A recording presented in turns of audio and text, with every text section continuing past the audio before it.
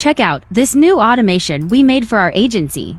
So here's the list. We have the statuses, obviously, and now we have this drop down of client follow-ups. We want to follow up after sending something 3 days later, then 4 days later, send another follow-up, then 3 days after that, count it as no response and client delay. So here's what happens here. So say Andrea's working on this task, it's due today. She's then going to move it to internal review, and then it's going to assign Jeff and I with a due date of that day. It's also going to add a comment saying, at Christy, this client task is ready for review. That way it just gives me that extra notification of like, hey, this is a client thing that we need. Please don't be the bottleneck.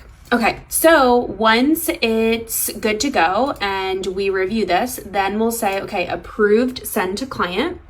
It's then going to reassign the project manager with a due date of that day. Once Andrea then sends it to the client, she's going to put waiting on client review, and it's going to change the due date to 3 days later, being Monday, right? Once Monday arrives, it's automatically going to move this to follow up with client. So then Andrea has this on her calendar. She knows she has to follow up about this item. Once she goes ahead and follows up with them, she's then going to move this to follow-up number 1 sent, and then it's going to move back to waiting on client review, and then it's going to change the due date to 3 days later. So 4 days later, sorry.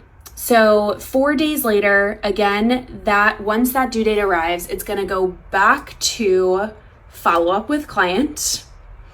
She is then going to come ahead, follow up with the client via Slack, and then send it to follow up number 2 sent.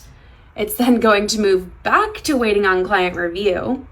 And then what's going to happen is once this due date arrives, which is now 3 days later, meaning it's been 10 days since we initially sent this to the client. When this arrives, let me go ahead and actually put this as like a time, and you can see what happens. Okay, so I put the due date as 3/14 because it is 3/13. And let's watch this actually move. JK, it was Monday. I have to move it to today, 3/15. Let's try this again.